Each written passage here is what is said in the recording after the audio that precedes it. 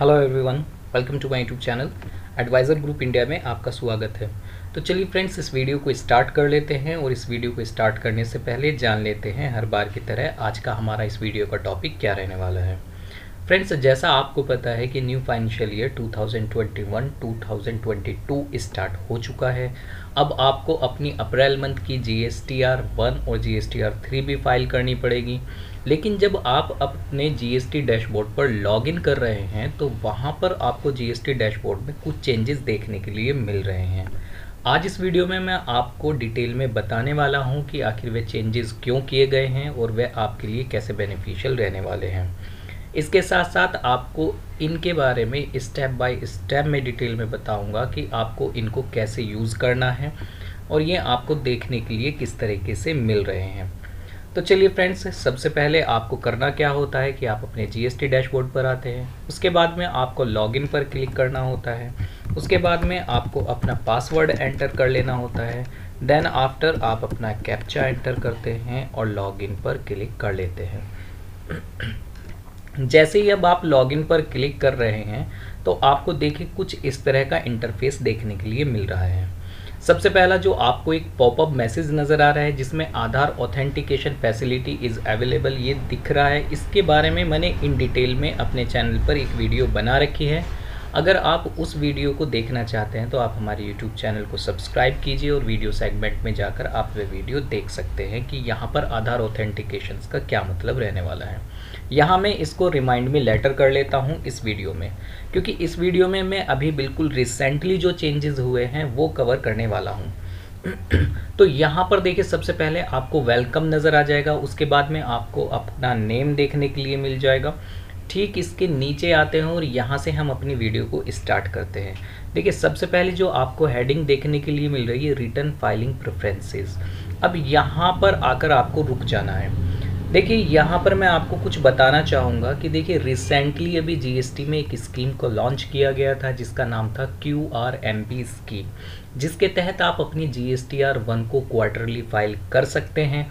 ऐसा नहीं है कि आप अपनी GSTR 1 को क्वार्टरली ही फाइल करेंगे, आप क्वार्टर के फर्स्ट 2 मंथ में भी अपने किसी परचेजर के इनवॉइस को अपलोड कर सकते हैं जिससे कि आप उसका ITC उसको पास ऑन कर सके।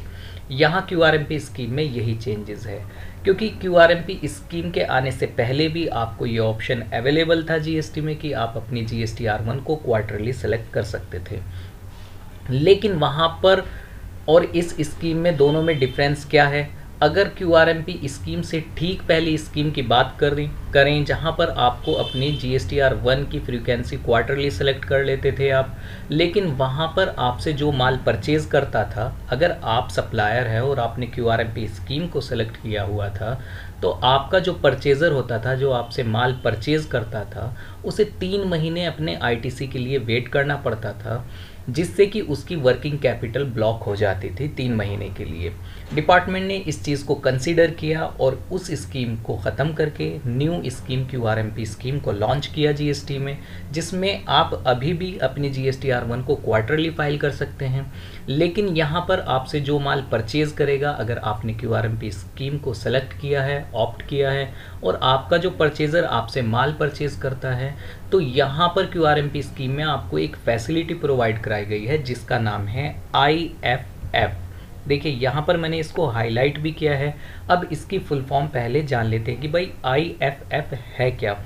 आप डे टू डे अब सुन रहे हैं कि भाई IFF एक फैसिलिटी QRMP स्कीम में आई है, जिससे कि QRMP स्कीम को ये फैसिलिटी एक यूनिक आइडेंटिटी प्रोवाइड कराती है। अब IFF है क्या? देखिए, IFF का मतलब होता है invoice furnishing facility. QRMP scheme में यही चेंज आया है जो कि पहले क्वार्टरली GSTR 1 में नहीं था। देखिए, इस स्कीम के तहत आप अपने परचेज़र के इनवॉइस को क्वार्टर के फर्स्ट 2 मंथ में अपलोड कर सकते हैं एज ए GSTR 1, जिस तरीके से आप फाइल करते हैं। इससे होगा क्या, आपके परचेज़र का ITC उसके 2A में पहुंच जाएगा और उसे 3 महीने तक वेट नहीं करना पड़ेगा अपना ITC क्लेम करने के लिए, जिससे कि उसकी वर्किंग कैपिटल भी ब्लॉक नहीं होगी। इसीलिए QRMP स्कीम को लाया गया है GST में। तो अब हम बात कर रहे थे, अब आपको आसानी से हेडिंग समझ में आ जाएगी। देखिए रिटर्न फाइलिंग प्रेफरेंस, यहाँ पर आपकी जो जीएसटी रिटर्न की फ्रीक्वेंसी होती है यानी कि मंथली या क्वार्टरली, आपको यहाँ पर वे देखने के लिए मिलेगी और आप यहाँ से आसानी से अपनी फ्रीक्वेंसी भी चेंज कर पाएंगे। जैसा आप ब्रैकेट में देख रहे हैं अप्रैल से जून 2021, जैसा मैंने इस वीडियो के शुरू में ही बताया है, न्यू फाइनेंशियल ईयर 21 से 22 स्टार्ट हो चुका है, जिसके लिए फर्स्ट क्वार्टर आपका स्टार्ट होगा अप्रैल से और एंड हो जाएगा 30 जून 2021 को। तो अगर आपने QRMP स्कीम को सिलेक्ट किया है तो यहाँ पर आपको क्वार्टरली GSTR1 को कंसीडर करना है और ठीक इसकी बगल में आपको देखने के लिए मिल जाएगा आपकी रिटर्न की फ्रीक्वेंसी, यानी कि आपने कौन सी फ्रीक्वेंसी को सेलेक्ट कर रखा है। हमारे केस में हमने अपने क्लाइंट का मंथली ही कर रखा है। आपका अगर मंथली है और आप अगर QRMP स्कीम को ऑप्ट करना चाहते हैं तो ठीक इसके ब्रैकेट में आपको देखने के लिए मिल जाएगा चेंज का ऑप्शन। आप यहाँ पर चेंज पर क्लिक करके अपनी GST रिटर्न की फ्रीक्वेंसी को चेंज कर सकते हैं। जैसे हमारे क्लाइंट की मंथली है और अगर हम QRMP स्कीम को ऑप्ट करना चाहते हैं तो यहाँ पर चेंज पर क्लिक करके आप आसानी से QRMP स्कीम को ऑप्ट कर सकते हैं। या फिर अगर आपकी QRMP स्कीम है और आप मंथली सेलेक्ट करना चाहते हैं तो भी आप यहाँ पर चेंज पर क्लिक करके आसानी से अपनी GST रिटर्न की फ्रीक्वेंसी को चेंज कर सकते हैं। तो ये बात तो हमने आपको बता दी कि जो कि अभी रिसेंटली आपको अपने GST डैशबोर्ड पर देखने के लिए मिल रही है, ये चेंज आया है। अब बात कर लेते हैं दूसरे चेंज की जो कि आपको देखने के लिए मिल रहा है। इसको मैं हाईलाइट कर लेता हूँ, जिसमें आपको देखने के लिए क्या मिल रहा है, रिटर्न्स कैलेंडर। देखिए ये किस टाइप का कैलेंडर है और ये आपके लिए कैसे बेनिफिशियल रहने वाला है। इस कैलेंडर को समझने से पहले रिटर्न कैलेंडर्स के जो ठीक बराबर में ब्रैकेट है आप उसको हाईलाइट में कर लेता हूं, जिससे कि मैं आपको आसानी से बता पाऊँ। देखिए आप अगर इस ब्रैकेट में देखेंगे तो यहाँ पर आपको देखने के लिए मिल जाएगा लास्ट 5 रिटर्न पीरियड्स, यानी कि आपको जो ये कैलेंडर इंफॉर्मेशन प्रोवाइड कराएगा वह आपकी पिछली 5 रिटर्न के बारे में प्रोवाइड कराएगा। अब ये रिटर्न्स कैलेंडर आपको क्या क्या चीज़ें प्रोवाइड कराएगा पिछली 5 रिटर्न के बारे में।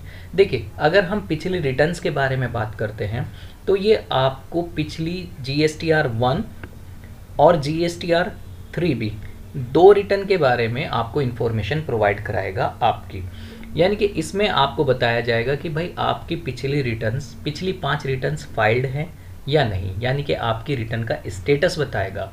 और इसके साथ आपको ये भी बताएगा कि आपने जो पिछली 5 रिटर्न फाइल कर रखी है आपने कौन सी डेट में फाइल की थी, जिससे कि आपको ये आसानी से समझ में आ जाएगा कि भाई हमने अपनी पिछली रिटर्न्स को within due date file किया था या ड्यू डेट के बाद में किया था।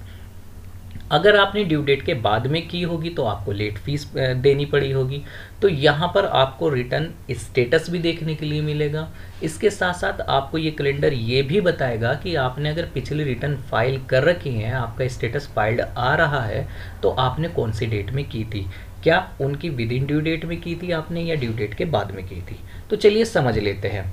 अगर हम बात करते हैं सबसे पहले GSTR1 की, देखिए इसके ऑब्लिंग में आपको IFF भी नज़र आ रहा है, जिसके बारे में मैं ऑलरेडी डिस्कस कर चुका हूँ। इसकी फुल फॉर्म होती है इनवॉइस फर्निशिंग फैसिलिटी, जो कि आपको QRMP स्कीम में फैसिलिटी प्रोवाइड कराई जाती है, जिससे कि आपके परचेज़र का ITC ब्लॉक नहीं रहता है। आप जिस क्वार्टर के लिए अपनी GSTR1 फाइल कर रहे हैं उसके शुरू के 2 मंथ में आप अपने क्लाइंट के इनवॉइस को अपलोड करके उसका ITC उसको पास ऑन कर सकते हैं।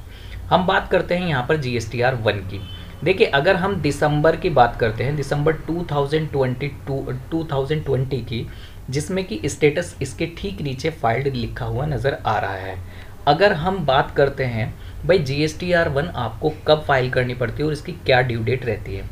देखिए अगर दिसंबर 2020 की बात करें तो उसकी लास्ट डेट अगले महीने की 11 तारीख रही होगी, यानी कि आपको दिसंबर 2020 की जो GSTR1 है वो 11 जनवरी 2021 तक के फाइल कर लेनी थी। अब हम ये चेक करते हैं कि भाई हमारी रिटर्न तो फाइल्ड है, लेकिन हमने कौन सी डेट में फ़ाइल की थी। तो इसके लिए आपको कर्सर को ठीक बीच में लेकर जाना पड़ेगा। उसके बाद में यहाँ पर आपको एक ऑप्शन नज़र आएगा फाइल्ड ऑन। देखिए 4 जनवरी 2021 को हमने अपनी दिसंबर मंथ की GSTR1 को फाइल कर लिया था। यहाँ पर वे डेट बताएगा जिस डेट में आपने अपनी मंथ की GSTR1 को फाइल किया था। तो यानी कि हमने within due date file कर ली थी, तो हमारे ऊपर कोई लेट फीस नहीं आई होगी। इसी तरीके से जनवरी की आप चेक करेंगे, जनवरी 2021 की GSTR1 आपकी कब जानी होगी, यानी कि फेब 2021 में 11 तारीख तक के आपको फाइल कर लेनी थी। स्टेटस फाइल्ड है, चेक कर लेते हैं कौन सी डेट में, 7 फरवरी 2021 को। इसी तरीके से फेब की हमने 12 मार्च 2021 को फाइल कर ली थी। मार्च का भी स्टेटस हमारा फाइल्ड आ रहा है, जो कि हमने कर ली थी 9 अप्रैल 2021 को। वहीं अप्रैल की बात करते हैं तो देखिए यहाँ पर मैं आपको एक चीज़ ज़रूर बताऊंगा। देखिए जो 5 प्रीवियस रिटर्न का स्टेटस आपको एक कैलेंडर प्रोवाइड कराता है, इंक्लूडिंग दिस मंथ, यानी कि हम अप्रैल मंथ की GSTR1 को फाइल कर रखी है हमने, लेकिन GSTR3 भी अभी फाइल नहीं की है। तो जो रिटर्न आपकी फाइल हो जाएगी वे आपको ग्रीन कलर से शो की जाएगी, और जो रिटर्न आपकी फाइल नहीं होगी वो आपको येलो कलर से मेंशन की जाएगी। तो देखिए अप्रैल मंथ की भी हमने अपने क्लाइंट की GSTR1 को फाइल कर लिया है, स्टेटस आ रहा है। अब यहाँ पर चेक कर लेते हैं कौन सी डेट में। देखिए हमने 10 मई 2021 को हमने अपने क्लाइंट की GSTR1, जो कि हमारी फाइल होनी थी अप्रैल मंथ की, हमने फाइल कर ली थी। तो इस तरीके से आप GSTR1 का स्टेटस चेक कर सकते हैं। ठीक इसी तरीके से आपको अपनी GSTR3 का भी स्टेटस ये कैलेंडर प्रोवाइड कराएगा। देखिए दिसंबर 2020 की जो GSTR3 है वो नॉर्मली क्या होता है कि जब भी आप जिस मंथ की GSTR3 फाइल करते हैं उसकी जो ड्यू डेट रहती है वो अगले महीने की 20 तारीख रहती है। तो देखिए दिसंबर की क्या रही होगी हमारी, यानी कि जनवरी 2021 की 20 तारीख तक के आपको दिसंबर 2020 की GSTR3 भी फाइल कर लेनी थी। स्टेटस फाइल्ड है, चेक कर लेते हैं। 10 जनवरी 2021 को हमने फाइल कर ली थी। इसी तरीके से जनवरी की हमारी फाइल्ड है, स्टेटस कौन सी डेट में की थी, 11 फेब में की थी हमने। इसी तरीके से फेब की भी स्टेटस फाइल्ड आ रहा है, कौन सी डेट में, 12 मार्च में की थी। मार्च का भी इसी तरीके से हमारा स्टेटस फाइल्ड है, कौन सी डेट में, 9 अप्रैल 2021 में की थी। लेकिन यहीं पर आप रुक जाइए, देखिए अप्रैल मंथ की अभी हमने अपने क्लाइंट की GSTR3 भी फाइल नहीं की है। अब यहाँ पर हम चेक कर लेते हैं स्टेटस, देखिए जिसमें नीचे लिखा हुआ आ रहा है टू बी फाइल्ड, और मेन बात यहाँ पर येलो कलर से आपको मेंशन किया जा रहा है कि भाई आपकी GSTR3 भी अप्रैल मंथ की फाइल नहीं है। अब इसमें ब्रैकेट हम बीच में कर्सर लेकर जाते हैं जिसकी लास्ट डेट आपको 19 जून 2021 देखने के लिए मिल रही है। तो ये कैलेंडर आपके लिए कैसे बेनिफिशियल रहने वाला है, अब इसके ऊपर बात कर लेते हैं। देखिए इसको डैशबोर्ड पे GST डिपार्टमेंट का डालने का पर्पज़ यही है जिससे कि आप अपनी पिछली 5 रिटर्न का स्टेटस जान सके, और आप इसके साथ साथ ये भी जान सके कि अगर आपने पिछली रिटर्न्स को फाइल किया था तो आपने कौन सी डेट में फाइल किया था, यानी कि आपने विद इन ड्यू डेट की थी या ड्यू डेट के बाद में की थी। आप एक ही टाइम में ये भी जान सकते हैं, कलर के द्वारा भी जान सकते हैं कि भाई अगर ग्रीन कलर है तो आपकी सभी रिटर्न फाइल्ड हैं, और येलो कलर है तो आपकी रिटर्न फाइल नहीं है। तो आप उसको कंसिडर करेंगे और फर्स्ट पहले आप प्रीवियस रिटर्न को फाइल करेंगे, देन आफ्टर ही आप कंसेक्यूटिव रिटर्न्स को फाइल कर सकते हैं। तो ये तो कुछ चेंजेस थे जो कि अब आपके लिए बेनिफिशियल रहने वाले हैं। ये बहुत अच्छा स्टेप है GST डिपार्टमेंट का जो कि उसने लिया है। अब बात करते हैं रिटर्न डैशबोर्ड पर। जैसे ही आप क्लिक करते हैं अपनी GST रिटर्न फाइल करने के लिए, तो देखिए आपको यहाँ पर भी एक छोटा सा चेंजेस देखने के लिए मिल रहा है। जैसा आपको पता है कि भाई QRMP स्कीम को लॉन्च कर दिया है। QRMP स्कीम को लॉन्च करने से पहले यहाँ पर सिर्फ आपको 2 टैब देखने के लिए मिलती थी जो कि फाइनेंशियल ईयर और पीरियड होता था। लेकिन अगर आपने QRMP स्कीम को ऑप्ट कर रखा है तो उस केस में आपको GSTR1 आप अपनी क्वार्टरली फाइल करनी पड़ती है। तो यहाँ पर आप क्वार्टर सेलेक्ट करेंगे जिस क्वार्टर के लिए आप फाइल करने जा रहे हैं। लेकिन अगर आपकी फ्रीक्वेंसी GST की मंथली ही आपने QRMP स्कीम को ऑप्ट नहीं किया है तो आप मंथली में पीरियड में जाकर आप अपना मंथ सेलेक्ट करेंगे। तो देखिए पहले तो आपको फाइनेंशियल ईयर सेलेक्ट करना पड़ता है। न्यू फाइनेंशियल ईयर 2021 से 2022 हम सेलेक्ट कर लेते हैं। हमारे क्लाइंट की जो फ्रीक्वेंसी है GST रिटर्न फाइलिंग की वो मंथली है, तो हम अप्रैल मंथ सेलेक्ट कर लेते हैं। उसके बाद में आपको सिंपल सर्च पर क्लिक कर लेना है। जैसे ही आप सर्च पर क्लिक करते हैं तो आपको एज इट इज़ वही टैब देखने के लिए मिलती हैं जो कि इस चेंजेस से पहले भी आपको देखने के लिए मिल रही थी, जैसे कि GSTR1, GSTR2A, GSTR 2B और GSTR 3B। लेकिन यहाँ पर मैं आपको एक छोटा सा चेंजेस और है और बहुत ही ज़्यादा इम्पोर्टेंट आपके लिए है, जो कि GSTR 1 में किया गया है, वो मैं इस वीडियो में कवर करना ज़रूरी समझूंगा। इसके लिए आपको व्यू पर क्लिक कर लेना है अपनी GSTR 1 में और ठीक नीचे आ जाना है। यहाँ पर देखिए एक टैब आपको देखने के लिए मिल रहा है रीसेट का। ये यहाँ पर मुझे सिर्फ इसलिए बताना है कि ये रीसेट का बटन आपके लिए कब वर्क करेगा और कब वर्क नहीं करेगा, क्योंकि आपको अपनी GSTR 1 को फाइल करते हुए क्या क्या सावधानियां रखनी पड़ती है और ये रीसेट का बटन क्यों डाला गया है।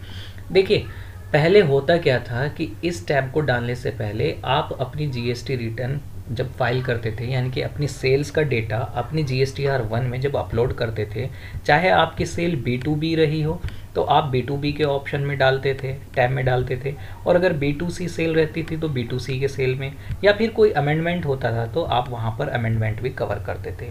लेकिन कभी कभी क्या होता था, टैक्स पेयर से न्यूमेरिकल मिस्टेक हो जाती थी अपनी GSTR 1 को फाइल करते हुए, यानी कि सेल्स का डेटा गलत पुट हो जाता था और वे अपनी GSTR 1 को कंप्लीट भी कर लेता था, यानी कि विद EVC कंप्लीट कर लेता था सबमिट करके, लेकिन उसकी GSTR 1 रिवाइज नहीं होती थी। यहाँ पर टैक्स डिपार्टमेंट ने इस चीज़ को कंसीडर किया कि भाई नहीं, देखिए मिस्टेक तो किसी से भी हो सकती है, इसीलिए रीसेट की बटन यहाँ पर डाली गई है।